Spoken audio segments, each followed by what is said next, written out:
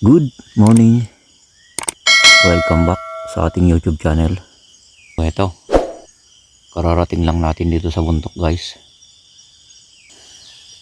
So ayan, kapapark lang natin yung ating motor. So napakatagal po na panahon na wala po tayong upload sa ating YouTube channel. Kasi ito nga, matagal tayong nagtiis sa pagkaka-injury ng ating right foot. Kapag buto nga naman yung na-injury, matagal gumaling. So para makagawa tayo ng ating content, kailangan natin tiisin yung sakit ng ating paa. Hindi pa siya totally magaling. Kaya kinailangan nating magmotor para makapunta dito sa bundok. At ating balikan yung namungang balite. So, bali yung sinabi natin na 5 araw, pwede nang balikan. So umabot tayo ng magto 2 weeks na ata. Since nung nagpunta tayo doon at ginawa natin ng kura. So ngayon, ating balikan. Totally hinog na siguro. Yan. So ating dala na unit, itong ating bullpup, QM22 bullpup. Tsaka yung dala natin na bala.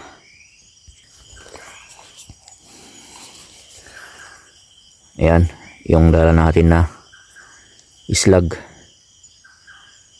19 grains na 218. Ayan, kita nyo naman, real slug.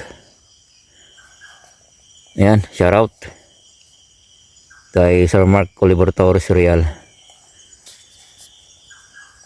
Tulad ng parati nating sinasabi, tignan nyo lang sa comment section, guys. Nakalagay yung mga detalye kung paano kayo makaabel ng real slug. So ayan, unti-unti nang nagliliwanag yung kalangitan. So tara na.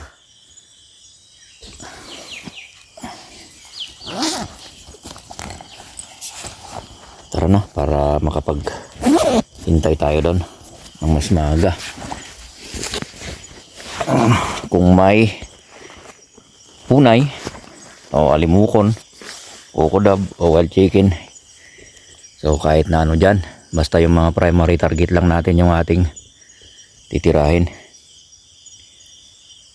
So dyan lang yung kalsada, guys.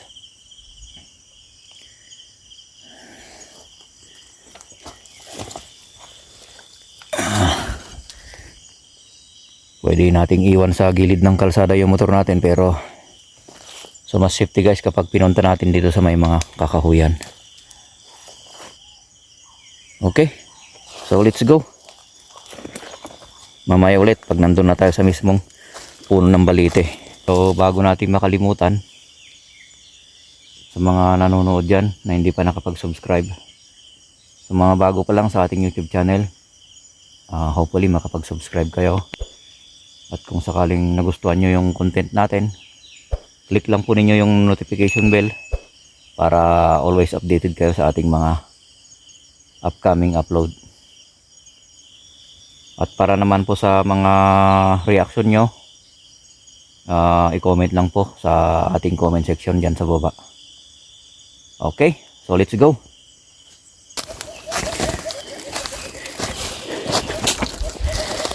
Mamaya na natin ilagay yung side cam natin kapag nandun na tayo sa puno ng balite, kapag totally maliwanag na.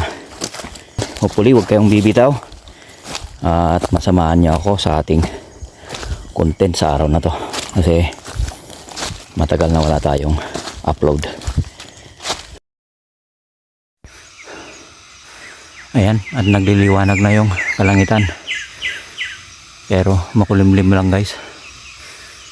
At saka nag-uumpisa na naman na maging maingay yung mga riyari o sikada. So asahan natin mamaya na nahirapan tayo sa pakikinig ng mga kaluskos.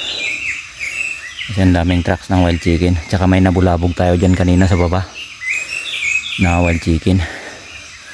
Dito lang sila natulog sa may tabi ng balite. So alanganin na silang babalik guys. Hindi natin maaninag kung totally hinog na nga ba yung bunga ng balite. Kapag kakalam natin, hinog na ito guys, hinog na sila. Kasi naglaglagan na yung mga bunga na hinog. Pwesto na tayo dito sa yung ating huling ginawang kura. Kaya nandun yung malaking kura natin sa baba. So dito na lang tayo pwesto para mas maganda kung may distansya tayo dito sa puno ng balite. So estimate natin guys, malapit lang to, 20 yards, 15 yards, ganyan. Okay, stay tuned. Total maliwanag na, mag-ready na tayo. Mag-assemble na tayo ng ating side cam. So tara, pasok na tayo sa loob. So sa tagal ng panahon na di tayo nakapunta dito, ayan, totally tuyo na yung dahon ng ating kura. Yan o, kung naririnig nyo guys, yung mga putak ng mga wild chicken dyan sa baba. Nabulabog natin kanina. Wala na, alanganan na silang babalik. Magbaka sakali pa rin tayo. So naaninag natin yung puno ng balite. Iilan na lang pala yung natirang bunga. Halos totally nahulog na lahat. So tignan natin kung makapaghintay tayo. Ayan o, maliwanag na. Pero wala pa rin tayong mahintay na target natin.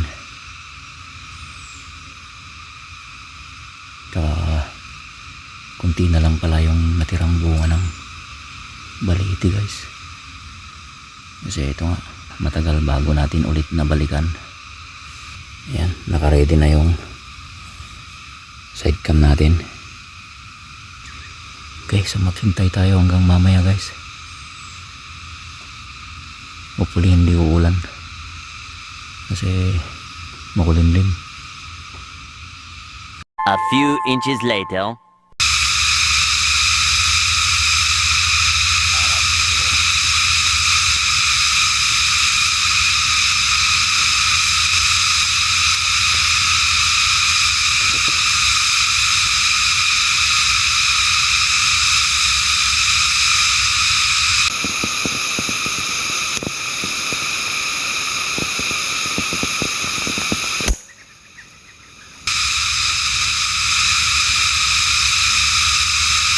Ayos, tinamaan natin. Tumakbo rin sa bandang ibaba. Pasensyaan na lang po ninyo yung kuha ng ating side cam. Napakalabo kasi lapit naman kasi yung distance. Saka wala tayong adjustment sa parallax. Ayan, labo yung kuha ng ating side cam. Okay, so mamaya na natin pulutin. Hopefully napuruhan natin. Kitang kita ko naman na tinamaan natin guys. Ang lapit lang. So nasa mga 10 meters siguro, o kulang-kulang 10 meters. Hindi ko alam guys kung mapupulot natin kasi diretsong tumakbo sa baba na paika-ika. Hopefully bumagsak na dun sa baba. Mataas na yung sikat ng haring araw. Wala pa rin tayong nahintay na punay. Wala, hindi dinalagsan ng punay ito. Ang pangit kasi ng bunga guys. Parang tuyo yung bunga niya. Hindi juicy yung bunga niya guys. Kaya siguro ayaw ng mga punay, ubalog. So tara, suotin na natin. Hopefully napuruan natin. Ito, sakit maglakad.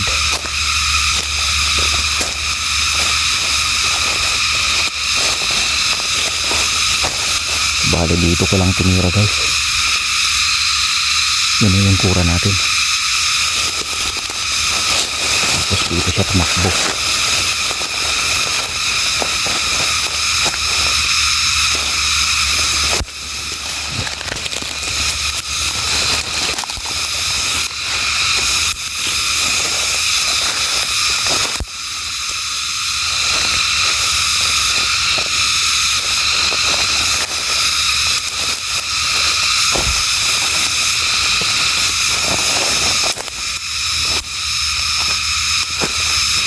Ayun oh.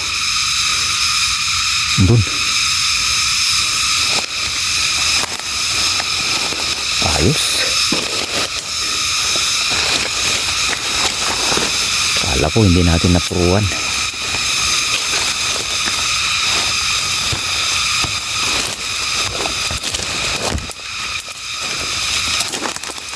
Yan oh.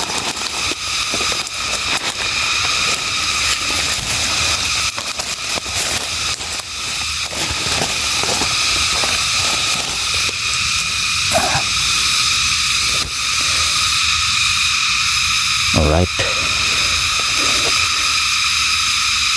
Ayan. So nakaisang wild chicken na tayo. So medyo malayo rin yung tinakbo niya guys.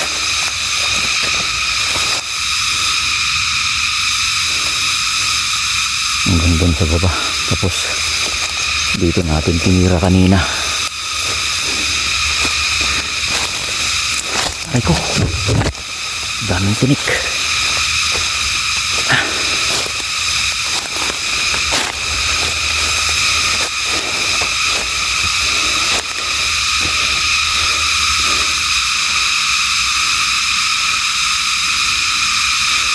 Wala.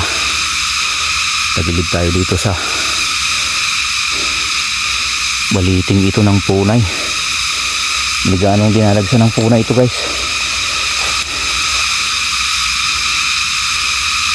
May mga tariktik na nagpupunta pero bawal naman nating tirahin. Makapagalitan tayo. Pagalitan tayo ng mga basher natin. Saka bawal talagang tirahin yung tariktik guys. Saka yung mga kulasisi parang wala na rin.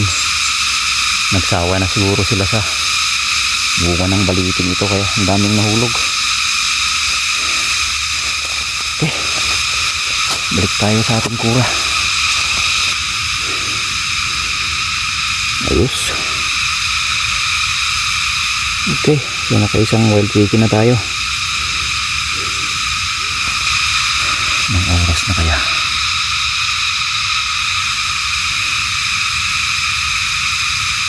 So, alas 7 na guys. 7:18 na. Medyo mataas na rin yung haring araw kaso wala tayong mahintay yung mga primary target natin. Bale, naka wild chicken na tayo. Ayos. May maliit na owl guys. Yun eh. Nandun sa puno ng balite. Tingnan ko kung ma-videohan ko. Subukan nating isum. Yan o. Yan o. Kung nakikita nyo yun o. Yan, nasa gitna ng ating screen.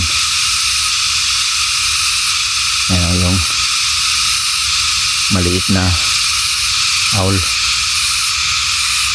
Ang tawag namin sa Ilocano is kuop.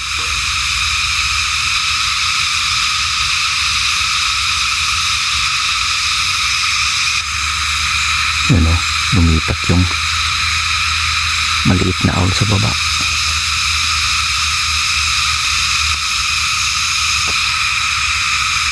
Yan o.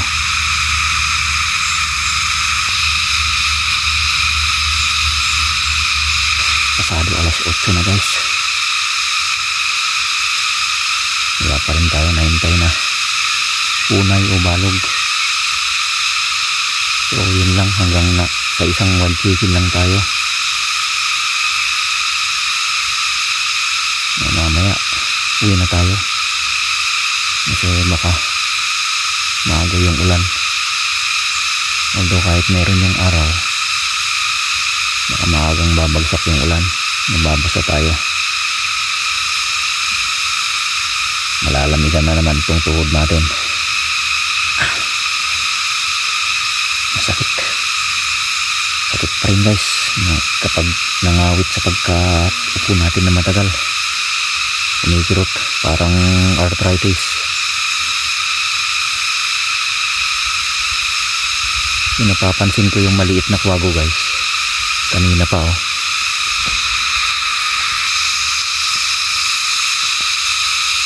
Yan oh. Yan. Kanina pa yan dyan. Bali dalawa sila. Yung isa nandito sa kabila kanina. Sa palagay ko may pugad dyan. May pugad siguro dyan. So may puno ng balite. So wala na siguro tayong mahintay. Hindi na babalik yung mga ibang nabulabog natin kanina. So bali ang dami nilang nabulabog natin kanina.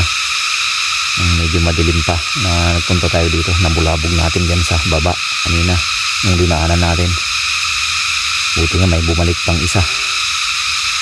Buti lang hindi tayo nasiro. O tara, pack up na tayo at makauwi na tayo. Tingnan natin kung hindi pa tuluyang malaglag lahat ng mga bunga niya kasi may paisa-isa pang bunga.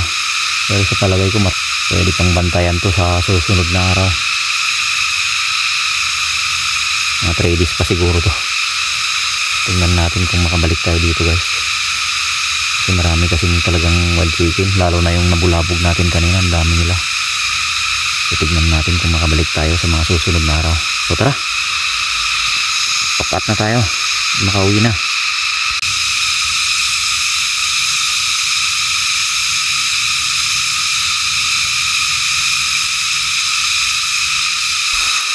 So tara na.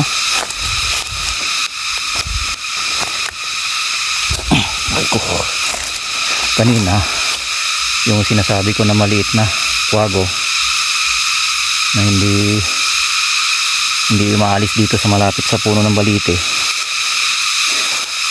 ito papakita ko sa inyo. May pugad pala siya dito at may anak na siya, may sisiw na.